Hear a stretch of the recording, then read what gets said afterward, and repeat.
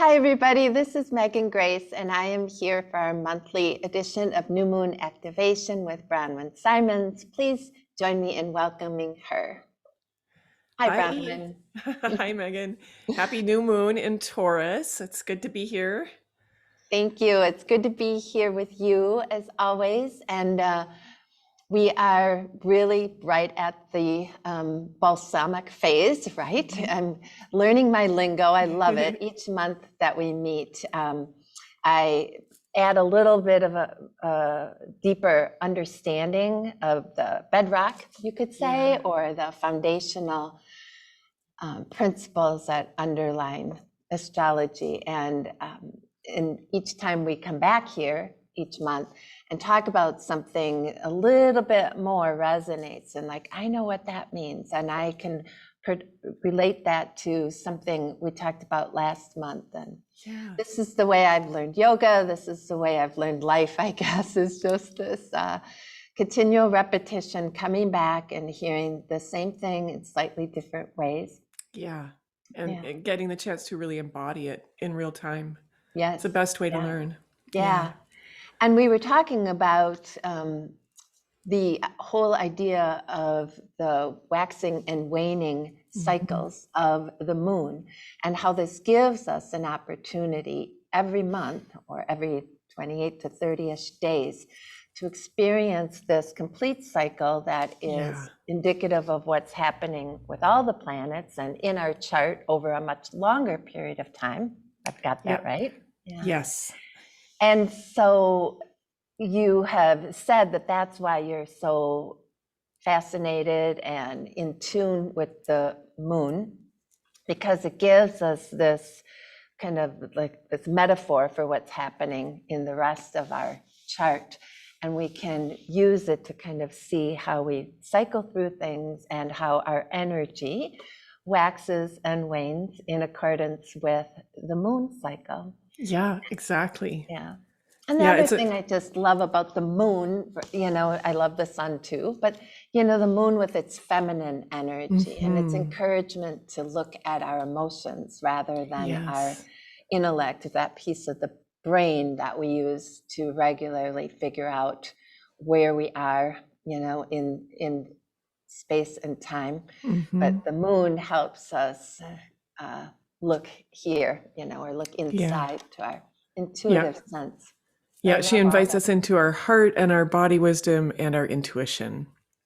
Yeah. And like you were saying, she's such a wonderful teacher for how all of the cycles of life and within astrology work, because she moves so quickly through our charts over that 29 days. And each of the planets has those phase cycles. Mhm. Saturn is 28 years, Jupiter is 12, the sun, of course, is 1 year as she moves through our chart, but the moon whips around every 29 days and gives us a chance to experience those developmental phase cycles Mhm. in a small amount of time so we can really feel the energetics of it. And then even if you're not interested in translating that into astrological knowledge, just the chance to move monthly through that developmental cycle of waxing, waning, in breath, out breath teaches us about the natural rhythms of life, right? And Mhm. surrendering to the flow. Will you tell us more about maybe the 4 quarters, or I Yeah. don't know if you just want to break it into two today about the waxing and waning phases? Yeah. Yeah. So let's talk about the moon phases because they are such a beautiful model. And at this point, can't really imagine not aligning my life with those cycles of growth and release. It's a very, very powerful but simple practice that we can integrate into our daily lives, just aligning with those lunar phases. Mhm. And it does teach us about that flow, that natural organic flow of living and dying, breathing in, breathing out. But also, if we tell that story to ourselves in terms of the lunar phases, we're really connecting with nature, right?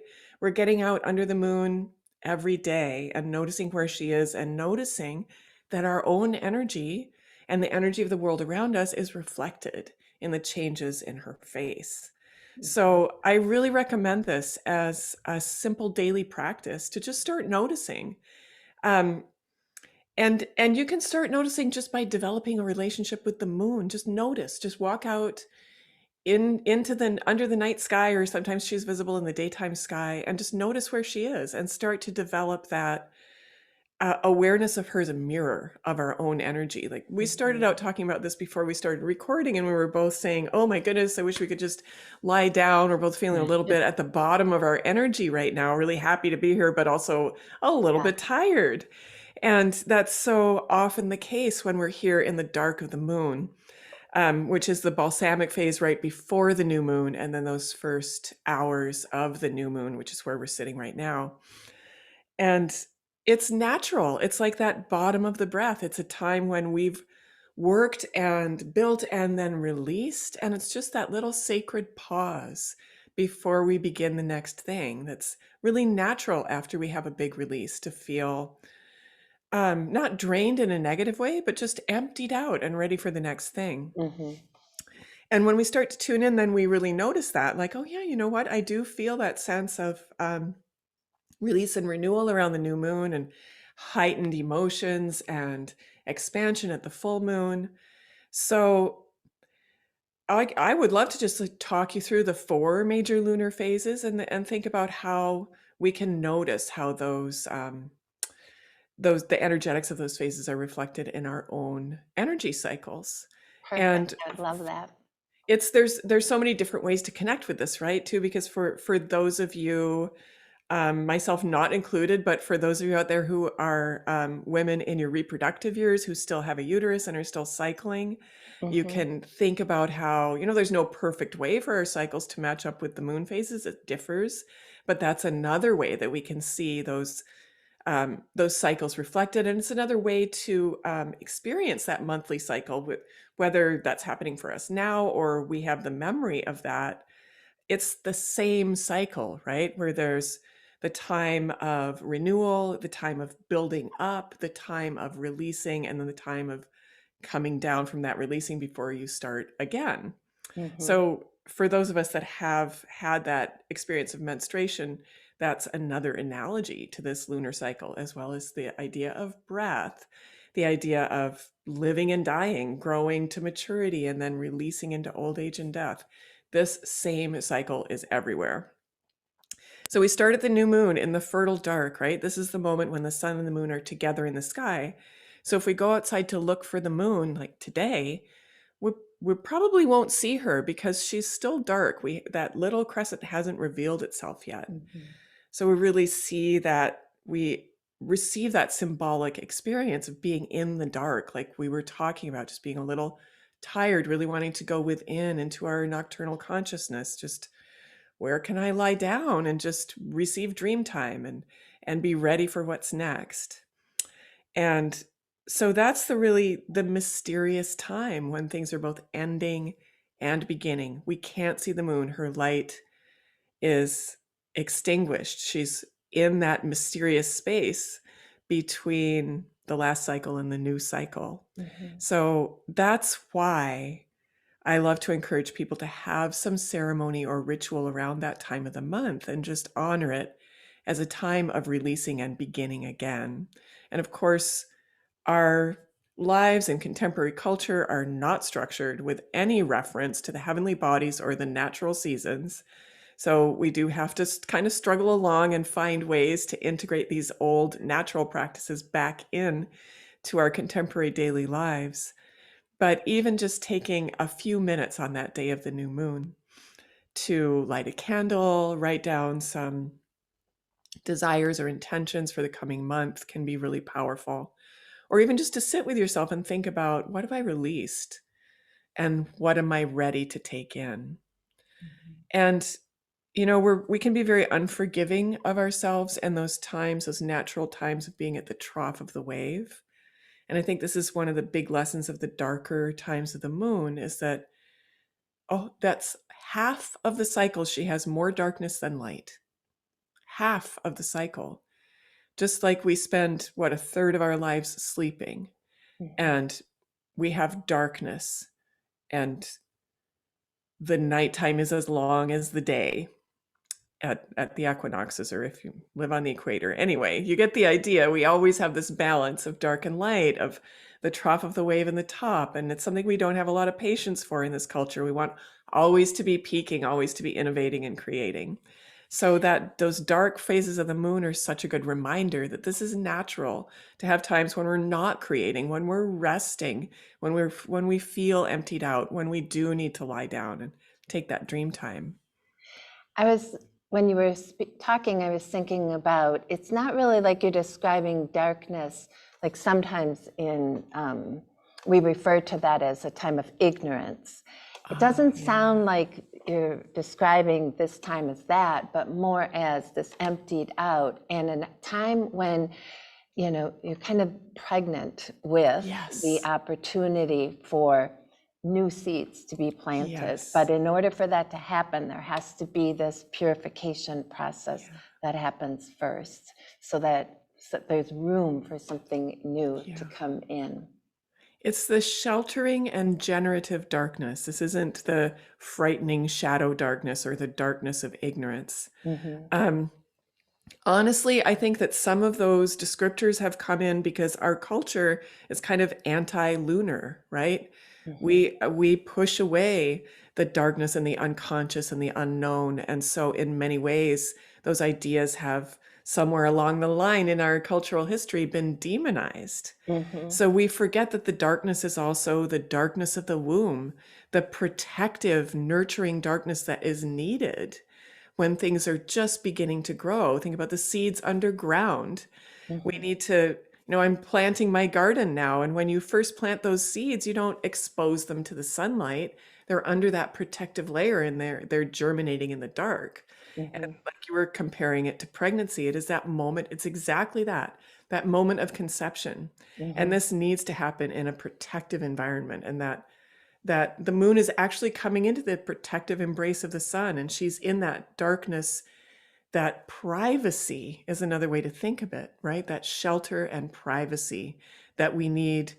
All of us need that when we need to renew ourselves. We don't do that in the bright sunlight in front of everybody else. We take time to shelter and nurture ourselves away from the world. We've had plenty of time for that this year, but just think in normal circumstances, we need a balance of time being out and time being more inward. So yeah, it's a new way of thinking about darkness for some of us. It isn't the negative shadow, it's that protective darkness. Yeah. And the gradual emergence into the light, I think, is really key too. You don't just suddenly get thrust into the brightness of the full moon. It grows gradually a little bit each day. So the other analogy I was hearing, and I'll just say it now and wonder if we're going to touch on all of these, or if this correlates at all. In Hinduism, there's these three faces of the goddess. There's the virgin, the mother, and the crone. And it seems like the new moon would be that virginal energy. And again, it's not naivete. But it's the beginning. I mean, it's the it's the coming into yourself kind of moment that is expressed in that face of the goddess. So sounds like that's new moon energy. Definitely. And that same that same myth and those deities exist in the Greek pantheon as well. We have three goddesses for the three faces of the moon. It actually comes from an earlier integrated mother goddess who is every phase of the moon, but then later in Greek history was split into the different faces. Okay. But it's that same idea of the threefold lunar goddess with the virginal, and it's not so much like not having sex virginal, but the idea of sexual autonomy, which if you think in the Greek world, that was a big deal. Women were, in normal circumstances, they were attached either to father or husband, and there wasn't choice. And it was priestesses who really were the ones who were able. Priestesses and goddesses were the only representation you had of a woman who was autonomous, made her own sexual choices.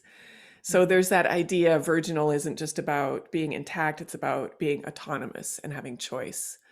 Um, in fact, some of the virgin goddesses had lots of sex, but they were choosing their partners. Yeah. That's an oversimplification, but that's the idea. Mhm. And yes, the new moon holds that energy, that potential energy, and that energy of autonomy and choice and the individual.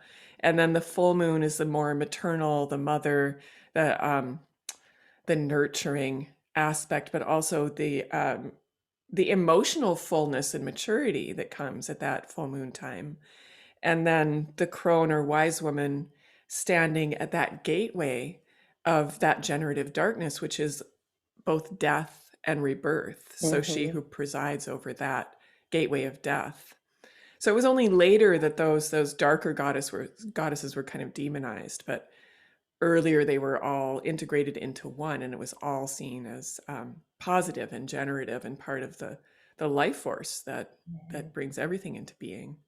So yeah, that's a beautiful way to think about those three faces of the moon: the new, the full, and the dark, Mhm. being maiden, mother, and crone. Yeah. And that the beauty of the complete picture being every month, we do have the opportunity, male or female gendered, Yeah. to embody these feminine energies Yeah. of virgin, mother, and crone. We get to experience it over and over again, no matter where we Mhm. are in our own life cycle with that, which is so beautiful. Yeah, yeah. And that newness and autonomy of the new moon where we're sitting right now, and that gradual growth into the fullness of, and think about that too, with just the symbolism of the small amount of light on that crescent moon, and how that's an expression of the growing self and what's available to us to give. And we just have that mostly inward and a little bit outward, right? It's mostly dark, just a little bit light. And as we grow in those 2 weeks towards the full moon, we're growing in what is available to others. So think about that nurturing and mothering capacity and the emotional intensity of the full moon. She's completely filled up and reflecting out, right? There's everything to Mhm. give outwardly. And then she starts to withdraw into herself again. And we all do that in these patterned ways. In these, we all have our own individual rhythm of being out and available and having a lot to give, and then having to withdraw inwards into the dark or into contact with the spiritual, and refill the well, I guess. And that's another beautiful lunar symbol, is those lunar goddesses are often associated also with sacred springs and sacred wells. Mhm. So you can see all of this beautiful mythology and symbolism weaving together. But that idea of, after the fullness of giving everything and being fully lit up, and you know what that feels like, right? When you've made a big effort and Mhm. you all of you is showing and you're shining bright, and then you need time to Mhm. to pull away from the world, to nurture, to rest in that darkness, to go back to the well and rejuvenate. Even that word rejuvenate, become young again, right? Mhm. To start that new cycle of taking light. Yeah. So yeah, that's it. So we So have when, yeah, go go ahead. ahead. No, you go ahead. I was just going to talk about how that plays out in real time. So we've got 29 days. That's how long that phase cycle lasts. And so it's basically like 1 week in each of the phases. So we Mhm. have new, then, when you look up in the sky and you see a half moon, that's actually the quarter moons, because that's 1/4 or 3/4 of the way through the cycle. So you have the new moon, and then a week later, you have the first quarter moon. When you look up in the sky and see that sharp edge Mhm. dividing the moon exactly, she's half light, half dark. So we know we're halfway to the full moon, or halfway back to the new moon. And those quarter moons are choice points. So if we think about this growth cycle, we begin anew at the new moon. We go along for a week. She's increasing in light, and then she gets to that point where she's half and half. The only time we see a sharp line on her beautiful, rounded feminine body, Mhm. those days of the quarter moon. And that can remind us it's a time when we have a choice to make. As we grow, there come developmental challenges, and those are represented by those quarter points. We can see these in the bigger planetary cycles too, like that 7-year thing with the Saturn cycle. where you have a decision to make because you have evolved something to a certain point. So that is that moment in the lunar cycle when we have a choice to make. And then whatever that choice is, we make that choice and then we continue to grow to fullness. And then as she falls away back to new again, we get another choice point. So that first opening, half moon or quarter moon is what it's really called, is that the choice that I need to make in order to grow. And then the one that's heading towards the new moon is the choice that I need to make of what to release and let go of in preparation for the new moon. So it's a very tidy little developmental cycle that you can follow week by week. At the new moon, I begin something. Then a week from then, at the first quarter moon, I need to make a decision. What needs to be adjusted? What needs adjustment? And then at the full moon, it's illumination. What's being lit up? What's being illuminated? At the last quarter moon, we can ask, what do I need to let go of? How can I use that sharp edge to cut away what's no longer relevant, to be ready at the new moon to conceive something new? Yeah. There's the practice of like each new moon being intentional about setting an intention, deciding, oh, this is an area of my life I want to focus on, and I'm going to create some goals / intentions around that, and then proceeding to kind of work that program, for the month. What I've been doing a little bit more of is, instead of being like where I'm going to decide, I'm listening more for like, what is the universe, the mother, as I would say, Yes. Inviting me to pay attention to. Yes. And it feels more natural, and it feels like I'm actually kind of can get somewhere. If you want to be intentional about something, pay attention to the bigger energies that are maybe operating around you and on you to some extent, rather than being like, well, I really want to make my career go this month. Well, maybe what you're really supposed to be doing is listening and hearing that this is the area of your life you're supposed to attend to. And what do you think about that? And B, like, if you do something like that, what are some of the ways you receive that guidance or that inspiration? Yes, you're speaking my language now. 100%. I attempt to weave this into all of my teaching about the moon. Okay. This is the difference between solar consciousness and lunar consciousness. We need both. But the solar consciousness is that ego drive. This is not bad ego. This is what keeps us alive and keeps us rational and conscious. We love it. But the other necessary half of that is lunar consciousness, where we surrender. You said it so well, where we are considering not only our individual solar selves and the desires of that self. Nothing wrong with that. That's beautiful. We get to do that work too. But with the moon, we are considering the place where we fit into the greater whole and what might be being intended for us. So part of my lunar work, I've designed these questions for each phase of the moon called the Lunar Keys. That they're really simple questions, but they guide us towards the deeper wisdom within each of those phases. And so for the new moon, instead of asking like, what do I intend or what do I want, we ask, what is being conceived? So with that language, there's making the it virginal passive. Quality of it again too. Yes. Turning it over, not so much what am I conceiving or what do I want to create, but what is being conceived, what is intended for me, and opening up, because we really are in this kind of bardo space, this liminal space under the new moon, where we have this beautiful opportunity just for a few hours every month to open to what is intended for us and what is being conceived. And it's so powerful. It sounds very simple, but to sit with those questions that are turned more towards myself as part of a whole, or how can I align? Paradoxically, and you alluded to this, that is what ends up moving us more forward on our solar path. We Mhm. plug into that lunar wisdom by just Exactly. turning it Yeah. over, saying, so, Mhm. okay, what's new? Yeah. What's new, mama? What do you intend for me this month? What is being conceived? Yeah. And Just it's like, so weird how then over here in that like task oriented, more like, well, this is what I should be doing or what should be happening in my life. It seems like doors and windows just sort of oh, they start just to fly get open. cracked You're like, or oh, fly open. Yeah. yeah. Yeah. And especially with repeated practice, like the moon is rhythmic. I can't emphasize this enough. If you sink into this practice and do it every month, you really do start to get into her rhythm and open Mhm. up more to lunar consciousness.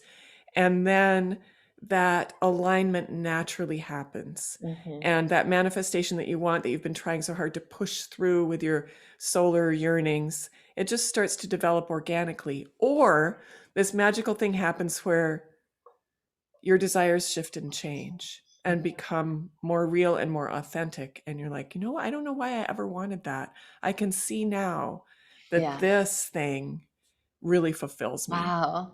Yeah. That's wonderful. That's Yeah. so important for us to remember, that um, just to stay open for it. It's okay to like set your goal and then or set your idea about what course you're on, and then, but keep hold of the idea that it could be something so much more. But you had to go Yeah. down kind of this path in order for you to see, oh, look at just Yeah. over there it is. Yeah. So I Yeah. love Using that. that peripheral vision Yeah. and our nighttime vision, right? Like the difference between solar and lunar consciousness, like right now, the sun is so bright right now. If I walked out into my yard, I would be able to see all the edges of everything. Everything's very clear and brightly lit. I can see into all the corners. I can name everything that I see. Nothing is mysterious at all. But Hmm. if I go out 12 hours from now, there'll be movements and shapes. I don't know quite what they are, and some things will be glimmering and some things won't be. And that's really the state of mind to sink into, where we are aligning with that mystery of life and letting things be blurry and mysterious. And I don't know why I started talking about that. It But sounds there, it's a great. beautiful vision. Yeah. It's the difference between solar and lunar consciousness. Yeah. Hmm. Yeah. So then, if I understand this correctly, each month the sun is in a different position right? And then Right. that's what brings in, like, for example, the coming new moon Yeah. being why Taurus, it has an influence, right? Yeah. So it's every month, regardless of, I mean, the moon is going to do its thing. It's going to She's lapping the wax for sun. half the time and wane for half the time, right? Yeah. But then the sun, excuse me, is over here doing its thing too. And because they're in relationship with each Yeah. other, what's happening over here with the sun influences it, Yeah. spices, the experience of lunar time too. Is that, well, you Yes, take it from there, and exactly. where I'm trying to get Okay. us to is what's going to So, happen in the yes, month no, I of, can explain this exactly. okay. It's so first of all, there's the thing of the different speeds. We were looking at the apparent movement of the sun. It's actually the Earth moving around the sun, of course, but we perceive the sun to be traveling through the zodiac. She takes 12 months to travel through each of the 12 signs. She spends Mhm. 30 days in each sign. So think about your clock face. The sun is like the minute hand, right? So she's going to click once, and with each of her one clicks, the moon is going to run all the way around the whole zodiac. Okay. So the Yeah. sun clicks from Aries into Taurus and sits in Taurus for 30 days. During that 30 days that the sun is sitting in Taurus, the moon is going to run all the way around from Aries all the way to Pisces and back again. So Okay. the moon is continually lapping the sun. She meets up with the sun once a month. That is the new moon. So Okay. once a month, the sun and the moon meet up. The beauty of this elegant system is that they will meet up in a different sign each month, and that will be, of course, the sign that the sun is in. So it follows those zodiacal seasons. So during Aries time, you have a new moon in Aries. During Taurus time, you have new moon in Taurus. And so it goes each year. So the sun and the moon together lead us through this beautiful developmental journey where we get to experience each of those different parts of ourself, the Aries part, the Taurus part, and so on, all the way through Pisces in the course of 1 year. So we experience that new moon and we get to have that overlay of the energetics of that sign that flavors, like you were saying, it's like the spice or the flavor. So we have the beginning energy of the new moon, and then that's influenced or flavored by the energy of that zodiacal sign. So we can see this in our lives. We can see at Taurus time, we're making new beginnings around Taurus things, around how we value ourselves, what we invest in, our sensuality and our experience of our bodies and the physical world. And then when it comes to Gemini time next month, we'll be making, at the new moon in Gemini, we'll make new beginnings around the way we think and communicate and our nervous systems and how we want to work with them and the magic of language and communication. And so it goes through the whole zodiac. So it's a chance every year to meet that each of those parts of ourselves and start something new in each of those areas. And the brilliance of astrology is that, again, this is happening anyway. These energetics are happening anyway, whether or not you're going to decide, oh, since it's the Taurus moon, I'm going to take care of my money and my sex life. That's great. You're in the flow if you decide that's what you want to do with this new moon energy. But even before you make that decision, or even if you don't make that decision, things are happening in those areas of your life that are renewing. And then we can take it to the next level, which is looking at it in terms of our own natal chart, because the signs show up in different places for each of us, right? So there's many different levels we can work with those moons, but that flavor, and then remembering that the movement of the signs through the zodiac is a kind of developmental journey on its own, just like the journey of the phases of the moon. As we move from Aries, the spark of life, all the way through all the signs to Pisces, the dissolution into spirit and oneness, we can see that that mirrors the journey of the soul, and that it's in fact a beautiful map of the journey of the soul and all of the different experiences we have along the way. In Taurus time, we get to experience the sacredness of the body. That's what this stop on the developmental journey is all about, the beauty and sacredness of our sensual beings in the phenomenal world. So that's where we're beginning things under this moon.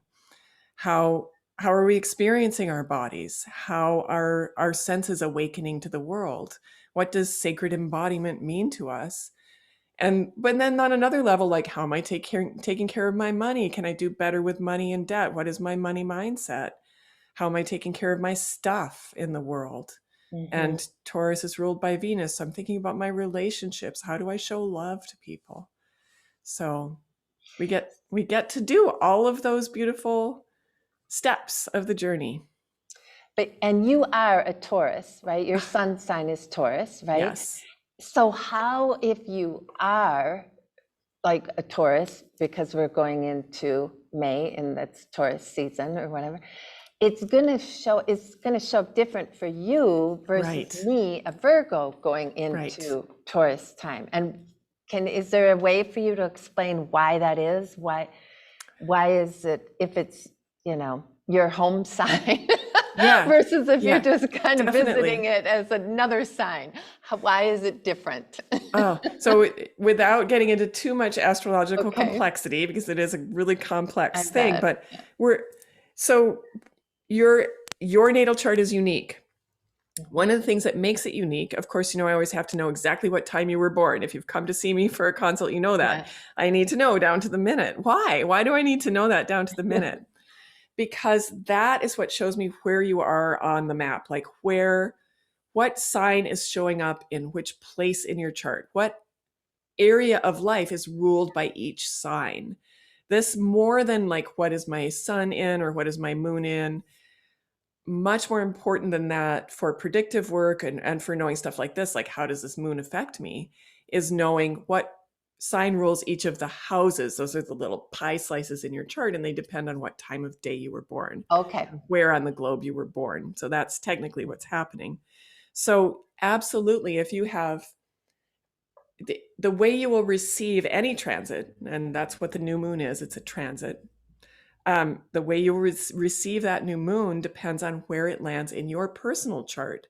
So for me, my and this is not even to do with where my sun is. This is just when I was born. Okay. My All right. Taurus is in the 12th house. So, and that you need to look up your chart or have an astrologer help you with it, because you wouldn't automatically know this from what sign you are. Because I'm Okay. a 12th house Taurus, my sun is in Taurus, but my sun could have been anywhere in the chart. So, like I said, it gets into some complexity. But that is the next layer of knowing.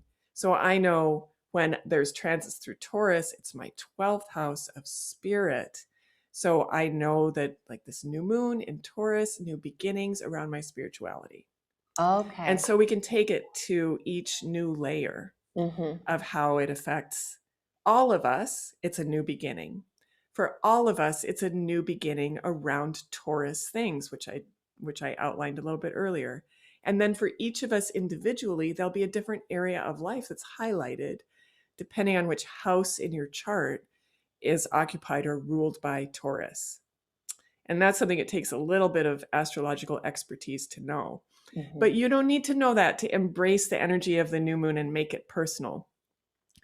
You kind of know for yourself anyway. I have a sense of what area of life this is, or I know that my Taurus stuff, my values, my money, my sacred embodiment, my sensuality, I know where I'm working on that, and where it's really satisfactory. Like, you don't need to know that, but it is one of the things that an astrologer can do for you, is help you to understand what parts of my life are being lit up right now Mm-hmm. by the moon or by the planets that are moving through those houses.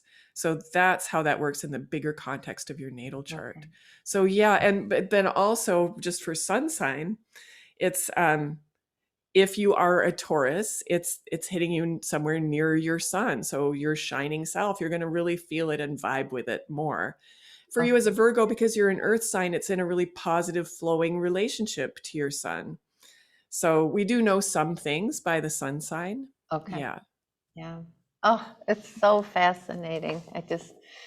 The more and more I delve into it, and I find myself having conversations with people, and I'm telling them about my work with you, and they're like, "Well, what is it that what do you get from it?" And the main word or description I can come up with is just validation, that it's Yes. okay to listen to what I already know, but Yes. it's helpful to hear, and your ears are hearing the right thing, not these ears, but your Yeah. inner ear, your inner wisdom Yeah. is picking up on the right thing. Or maybe you need to, yes, but move it over here and apply it in this area or in Yes. this way. So it isn't like just coming and sitting and listening to you and getting a prescription. Here, take this 3 times a day, but it's more like, okay, you're on to something. Yeah. Yeah. Like, where in your life do you want to use this gift? Or did you think Yep. about it this Yeah. way? So Yeah. it's that Yeah. validation. I mean, we cannot overstate how important it is to be seen, and Mm-hmm. also how rare it is to be seen in our fullness, Mm-hmm. all of the different aspects of ourselves showing up at once, which is what I see when I look at the chart. I see Wow. there's no Yeah. hiding, right? Yeah. I don't know the particulars of your story, but I see all those different beautiful aspects of the self showing up at once. Yeah. And that's so validating to have somebody just reflect back to you. You're like this, but you're also like this. And then sometimes you're like this and this feels like that. It's like, wow, you see me. Yeah. And then the next layer is, so what are we going to do with all of that beauty? How Mm-hmm. can we use this in the most effective way? And the third piece of that is how thinking about what the universe intends for us, right? How are the planets in the sky today? How is the energy of this moment speaking to who I am? And how can I best take advantage of that What does that look like? What does that feel like? How am I co-creating with the universe right now? Because the living sky, the way it speaks to your natal chart, tells us that. And that is what really gets me going about astrology. Like, this is such an affirmation that we belong here, that Mhm. we are part of this beautiful cosmos, because she's literally mirroring our lives back to us Mhm. and giving us direction in every moment as to what's next for us. It's so And beautiful to because see that at play. she wants us to be our best, brightest self. It's not like Yes. a finger pointing up there, I saw what you did last month. Watch this. Mind you, it Please can tell feel me it's like that not that way. sometimes, but no, no, it's benevolent and loving. Yeah. Yeah. You might have some karma to work out that's doing Yeah, I this, mean, we all but have a Saturn that we have to talk to. that's awesome. Yeah. So Taurus, new Yeah. moon. Yeah. 21 degrees Taurus. Okay. All Yeah. right. And around money, is it around just having a sense of safety or security around So money? much. So much of Okay. Taurus is about safety and security. And, I say money, but and it is, but it's also like, if you drop the roots down from that, what is money? Money is a symbol of what we value and how we value it and how we feel valued by the world. Mhm. So it's our money stuff, but it's what's underneath that. It's our values and how we value ourselves and how we show value to others. It definitely is our sense of belonging and safety in our bodies, in our lives, in our homes. There, there are a lot of beautiful other transits playing into this new moon. There's a beautiful presence of the planet Neptune that it's sextiling this moon. That's technically what's happening in the sky. That's a positive conversation between the archetype of Neptune, the cosmic ocean, our dreams, where we meet spirit, with this very grounded Taurus moon. So it's a beautiful opportunity to start to reawaken those big dreams that we all had to put aside a year and a half ago, and begin to have hope and optimism again, and begin to feel that possibility that isn't just um, an imaginative hope, but it's the beautiful dream realm of Neptune and actually finding the practical ways to bring it into the world, Taurus. So that's a beautiful transit that's attached to this moon. And then Venus, who rules Taurus, is ruling over this moon. And you can go visit her in the evening sky now. She has been in the underworld for the past few months, meaning she has been at a time of invisibility. We don't see her at all in the night sky. And she's just made her evening heliacal rise. That means she's showed up above the horizon in the western sky at sunset, and we can Okay. see her bright light again. So astronomically, that's what's happening. We can see Venus again in the evening sky. Symbolically, it's like the goddess's return from the underworld back into the upper world. So this again reflects that idea of reawakening and renewing ourselves, renewing our dreams, experiencing new hope and a new sense of expansiveness, and that inner rebirth of the divine feminine with beautiful evening star Venus. That is your homework, you guys. You can all go out just after sunset and look into the western sky, and that bright um, first star, right? Twinkle, twinkle, little star that you see is our beautiful Lady Venus, who's ruling over this moon and who brings us that joy and abundance and connection with our true values. Awesome. I'll be out there Yeah. tonight. Yeah. And then how long is she in the So she'll be climbing visible? a little bit higher each night in the evening sky for a few months, and then she'll Okay. start to appear a little lower in the evening sky towards fall. I don't have the exact date, but late summer, early fall, then she'll disappear below the horizon again. This is her usual cycle. She rises and sets in the evening sky, then is gone for a while, and then she pops up as a morning star, and we see her in the morning sky, and she rises and sets. Interesting. And that's how she goes and makes her journey. Morning star to evening star, back and forth, and then the underworld journeys in between. Yeah. That's something it would be fun to talk about in one of these new moon activations, is the It Venus sounds cycle, like because it. it's Yeah. really rich Yeah. mythology. Yeah. Great. Well, maybe we can add that on to our conversation next month as Yeah, that we would be head into fun.